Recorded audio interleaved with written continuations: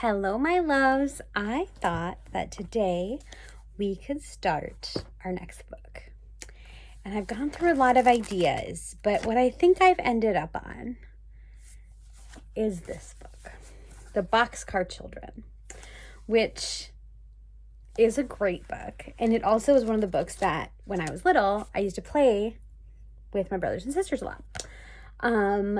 And so I'm going to read this one. It's a little bit different because our last book we read, every chapter was pretty much its own story. This book, it's definitely going to be just part of a story, and then we're going to continue on. But I'm very excited about it. And so I hope that you really love it as much as I do. So yeah, The Boxcar Children by Gertrude Chandler Warner. And there. That's The Boxcar Children. This book has 1, 2, 3, 4, 5, 6, 7, 8, 9, 10, 11, 12, 13 chapters only.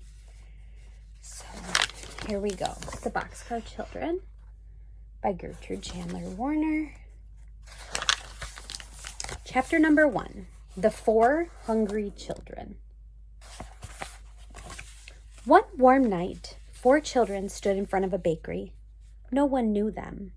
No one knew where they came from. The baker's wife saw them first as they stood looking in at the window of her store. The little boy was looking at the cakes, the big boy was looking at the loaves of bread, and the 2 girls were looking at the cookies. Now the baker's wife did not like children. She did not like boys at all. She came to the front of the bakery and listened, looking very cross. "The cake is good, Jessie," the little boy said. He was about 5 years old. "Yes, Benny," said the big girl, "but bread is better for you, isn't it, Henry?" "Oh, yes," said Henry. "We must have some bread. And the cake is not good for Benny and Violet." "I like bread best anyway," said Violet. She was about 10 years old, and she had pretty brown hair and brown eyes. "That is just like you, Violet," said Henry, smiling at her. "Let's go into the bakery, and maybe they will let us stay here for the night."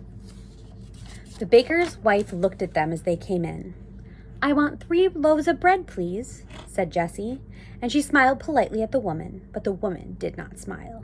She looked at Henry as he put his hand in his pocket for the money. She looked cross, but she sold him the bread. Jessie was looking around too, and she saw a long red bench under each window of the bakery. The benches had flat red pillows on them. "Will you let us stay here for the night?" Jessie asked. "We could sleep on those benches, and tomorrow we will help you wash the dishes and do things for you."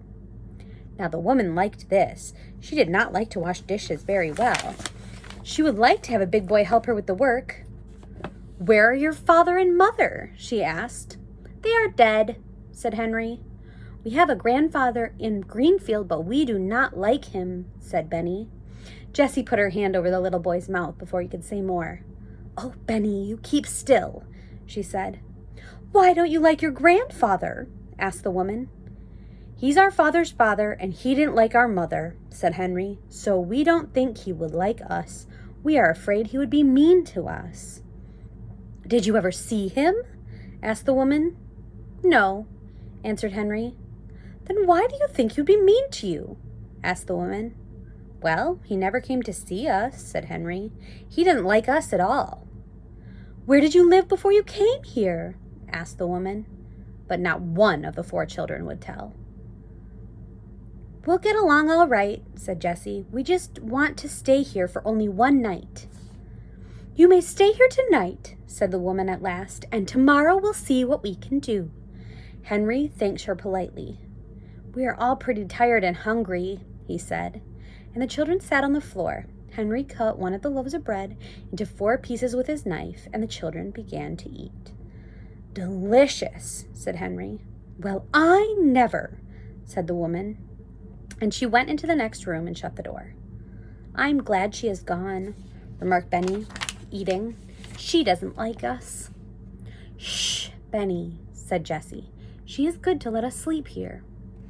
After supper, the children lay on the red benches, and Violet and Benny soon went to sleep. But Jessie and Henry could hear the woman talking to the baker. She said, "I'll keep the 3 older children. They can help me, but that little boy must go to the children's home. He is too little. I cannot take care of him." The baker answered, Very well. Tomorrow I'll take the boy to the children's home, and we'll keep the others for a while, but we must make them tell us who their grandfather is." Jesse and Henry waited until the baker and his wife had gone to bed, and they sat up in the dark. "Oh, Henry," whispered Jesse, "let's run away from here." "Yes, indeed," said Henry. "We'll never let Benny go to a children's home. Never, never. We must be far away by morning or they will find us. But we must not leave any of our things here."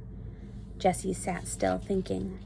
"Our clothes and cake of soap and towels are in the big laundry bag," she said. "Violet has her little work bag, and we have 2 loaves of bread left. Have you your knife and money?" "Yes," said Henry. "I have almost $4. It's a picture of Benny sleeping. "You must carry Benny," Jessie said. "He will cry if we wake him up. But I'll wake up Violet." "Shh, Violet, come. We're going to run away again. If we don't run away, the baker will take Benny to the children's home in the morning." The little girl woke up at once, and she sat up and rolled off the bench. She did not make any noise. "What shall I do?" she whispered softly. "Carry this," said Jessie, and she gave her the work bag. Jessie put the 2 loaves of bread in the laundry bag, and she looked around the room. "All right," she said to Henry, "take Benny now."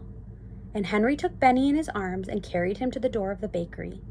Jessie took the laundry bag and opened the door very softly. All the children went out quietly. They did not say a word.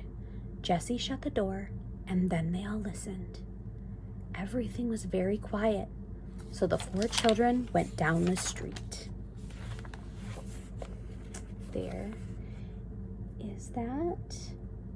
Jessie and Violet. And that's the end of chapter number 1 of the Boxcar Children. I hope you like it. I love you.